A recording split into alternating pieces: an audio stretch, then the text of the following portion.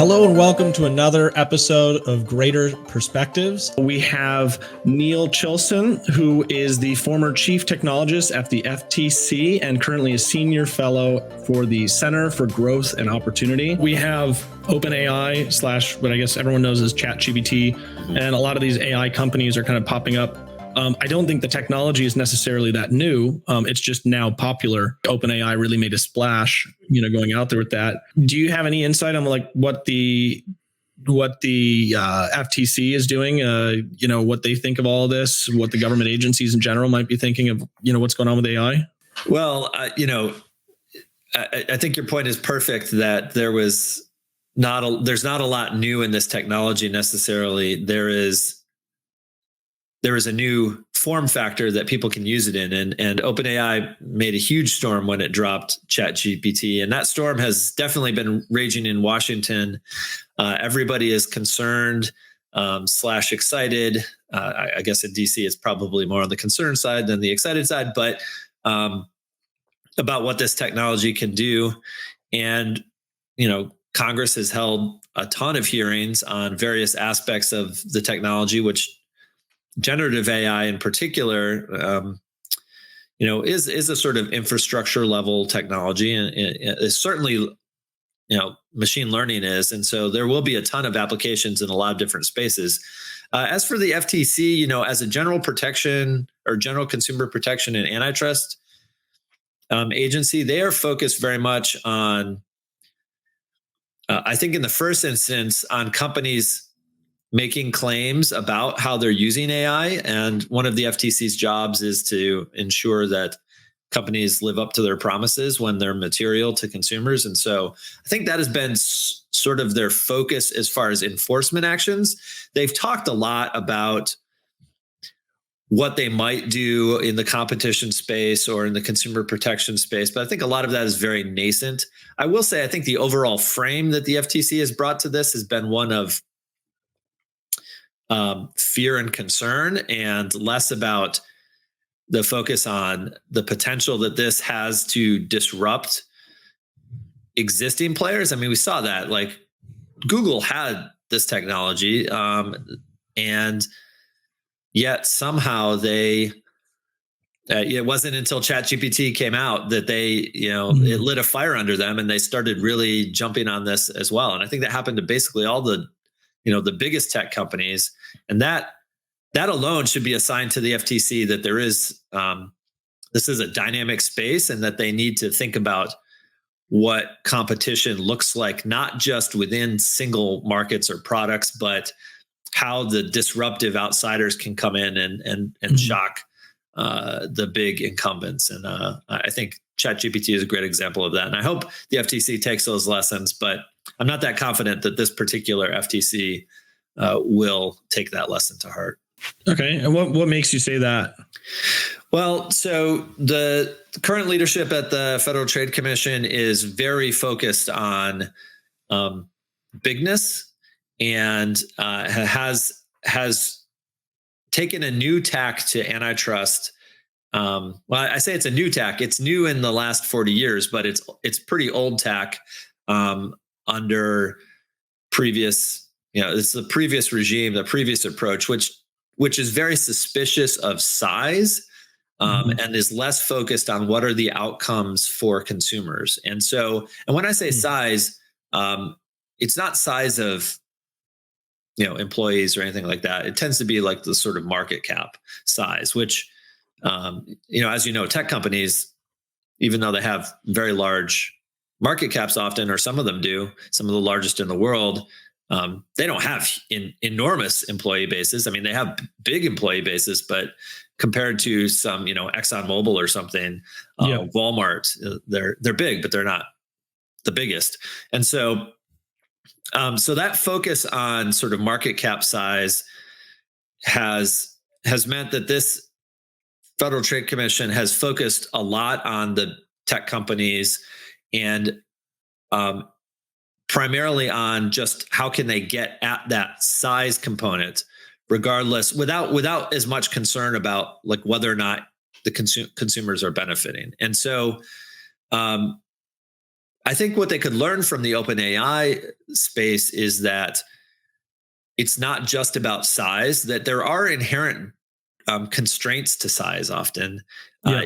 In the software space and in social media, there's a lot of returns to scale, but just bureaucratically, there's a lot of dead weight that comes with being a giant company. And that's what, that's why Google basically was like super cautious about getting this stuff out the door, or they knew it was going to compete with their existing business model, and so they couldn't push it out the door, right? Things like that. Those big companies are like extremely slow and afraid of change typically, but sometimes that comes with some upside. For example, the quality of Bard, I think when it did come out, I would say they thought of a lot of things more than ChatGPT did. When they released ChatGPT, they just said, this is what we have. And then immediately people are finding all sorts of awful stuff with it. They're getting like instructions on how to make bombs from it and all sorts of stuff. And they had to patch it. Of course, they patched it. They fixed it. That's part of being a nimble startup, is making a mistake, fixing it, whatever, moving on. But, Bard was a little bit, and Google was a little bit more cautious on that approach. Yeah, absolutely. And I think that kind of shows the dynamism. You have more mature processes that consider a lot of the sort of maybe legal or liability risks, and you have the hey, let's build something cool excitement of the smaller group that spurs action from some of those big companies. And I think that's a competitive process at work. And I think looking at those big companies and thinking that they're going to just sit there forever without being disrupted, I think is that historically has not been borne out. I mean, even in the tech industry. So that's true. They will be at some point disrupted. It just happens once you get too big. And like you said, if it wasn't for the small startup, like right now, I don't think anyone thinks of ChatGPT as being small or OpenAI at this point. But at the time when they first released it, they forced everyone else to take an action. They forced the market to take a risk, and that normally wouldn't have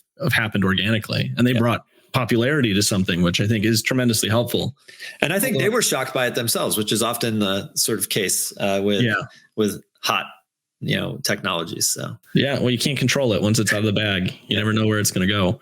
But I mean, that all being said, there's all sorts of cool stuff with AI that you could generate. Like you could auto generate, like videos at this point, images. You could auto generate scripts. You could summarize articles. You can take, basically you can do so much. The problem is though, now that people are looking at it, it's like a lot of what it's doing is not that accurate anymore. And so when ChatGPT is asked to do some basic math, it's sometimes making mistakes now, and it's only learning from what it knows on the internet. And so it can also spew things that are not true. Yeah.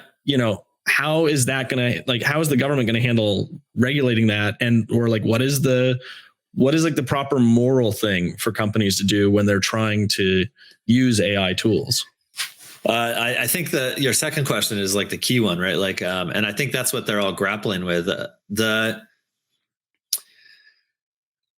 I mean, these tools are essentially predicting the next token or imagining an image from essentially white noise and a text prompt, and that effect is, I think people should be clear that these are not search engines, right? These are not going out there and finding a resource. These are imagination machines, and I think if they're properly described that way, I think people would be less surprised when they give something that sounds sort of plausible but is dead wrong, right?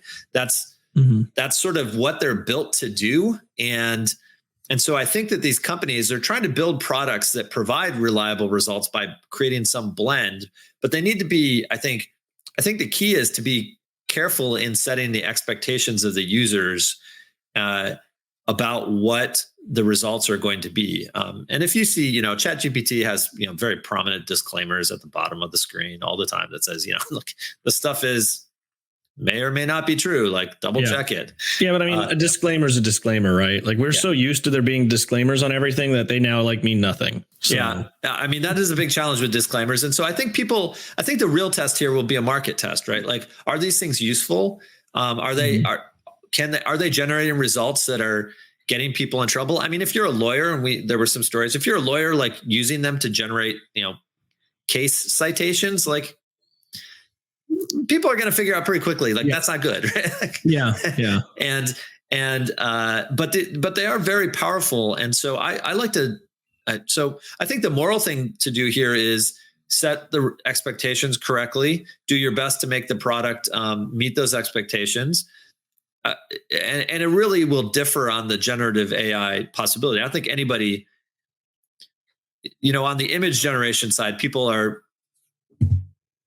not surprised that what it's making is not accurate, right? Like, and sometimes that's the exact point. Like kittens who are astronauts, like nobody thinks that it's generating a picture of a cat that's in space is accurate. On the tech side, I think people still have the sort of search engine form factor in their mind, and so they, getting people to understand that, hey, this thing is imagining things. It's not.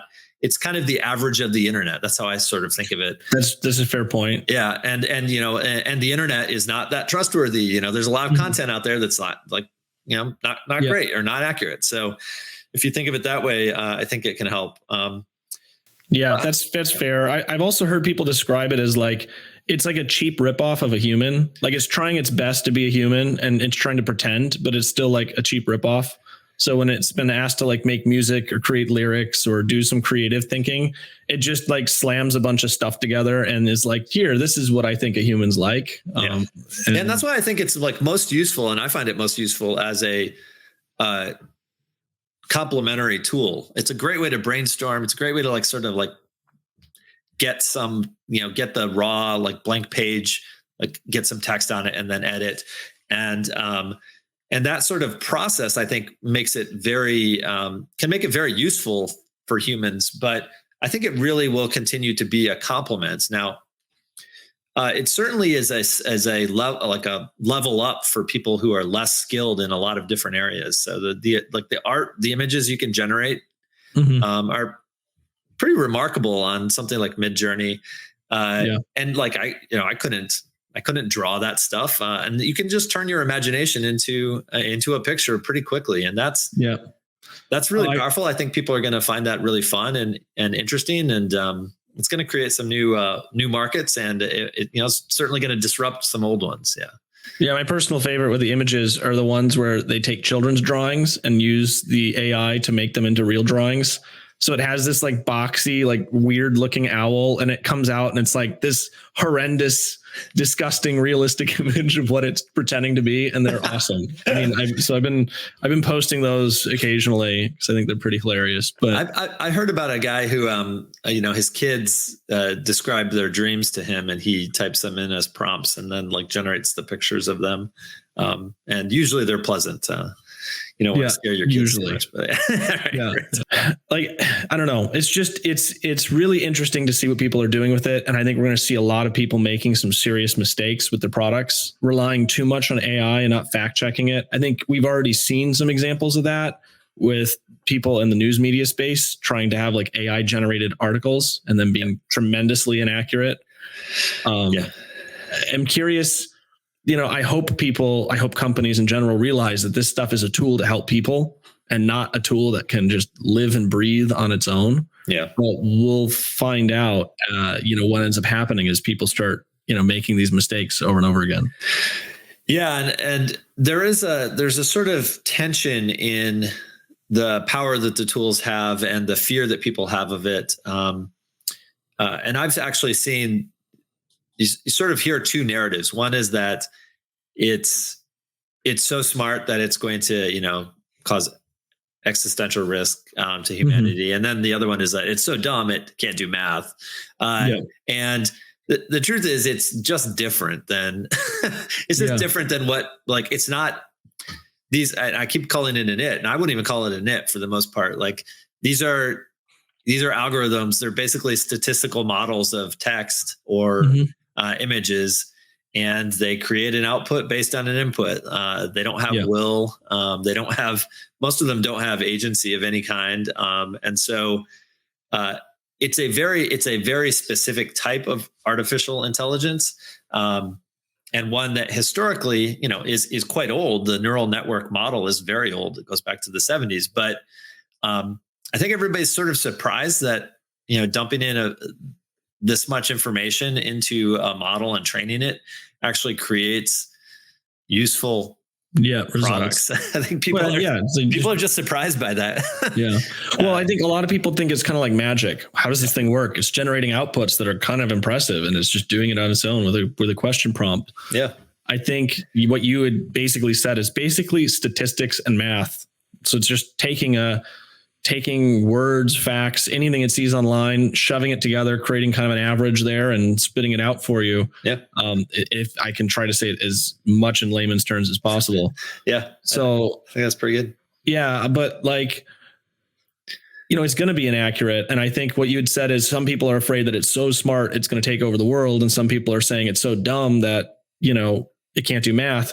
I think it's the combination of those two. I think it's just smart enough and it's just dumb enough that it could take something and come up with a ridiculous conclusion and want to implement it. Yeah. And I think that's kind of where, in my mind, some of the problems are, is if you trust it too much, you're trusting something that's not smart enough to do it yet.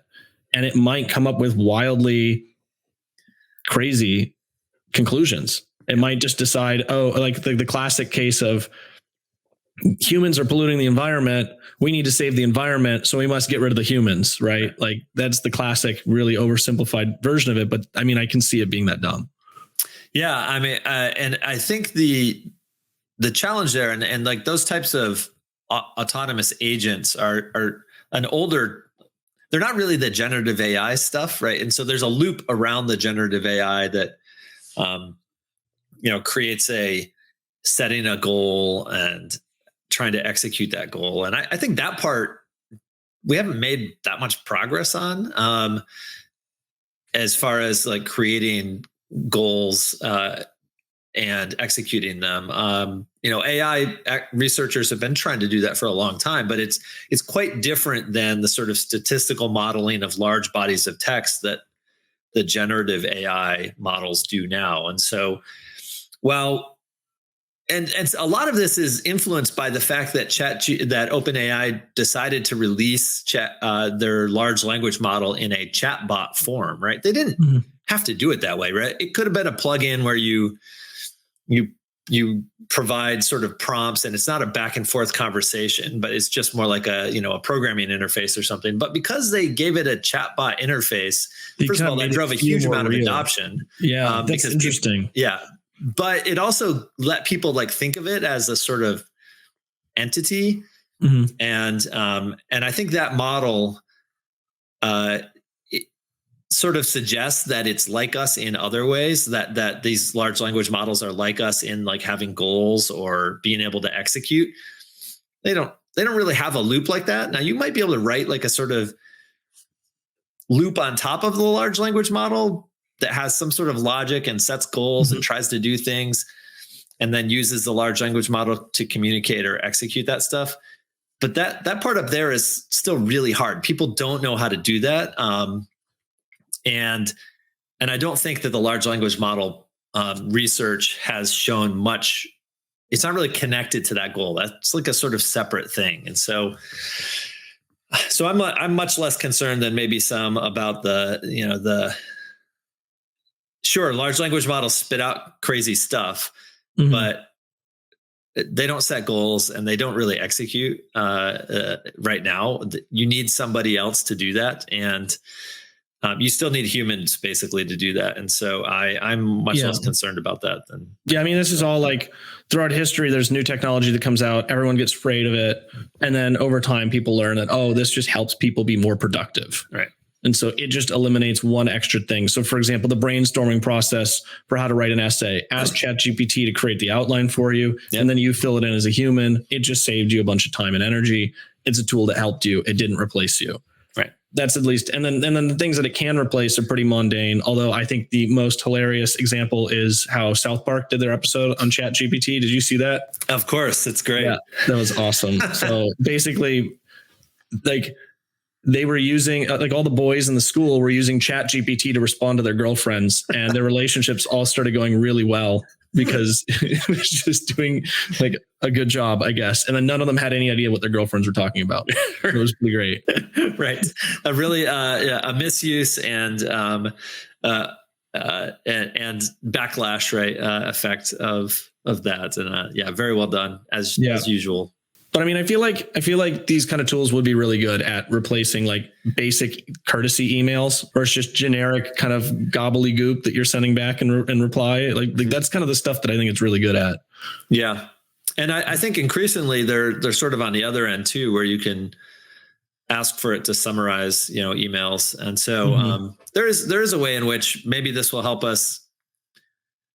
You could sort of see a race, which is basically between like generating these, and then it's just LLMs reading each other's emails and summarizing them for us. Which might be fine, right? Might be fine. We'll see. It's so hard. I mean, the thing that I think that most people, and certainly policymakers, don't realize is the difficulty to even anticipate like how these things are going to play out in the marketplace over the next 5 years even. I think, and people are so fired up about potential risks and not realizing that the risks that probably are going to come about probably don't look a lot like there's maybe some of them are right, but like there's probably some risks that we're not going to be able to imagine. And there's certainly a ton of benefits we're not going to be able to imagine from this technology. And so it's just a very hard space to write big, like comprehensive rules in. It's a much better space to focus on what are the harms we're worried about. Like, are we worried about, people being lied to? Well, we have laws against people being lied to, whether or not it's AI doing it. Are there gaps that we need to fill? Maybe there are, but let's think about it that way and not try to regulate and intellectual property rights. Like who owns the things that has been generated from this tool? Huge issue. And I think one that has on the generative AI side has a lot of implications. And I think it's still very much there are some really interesting open questions about, how these models are trained on content. What are the IP implications of that for the people whose, information was used to train it? And then on the output end, how are they going to, who owns it? Who owns it? Or, when you think about like creating content that's false, which is then about an individual, like who's liable for that content?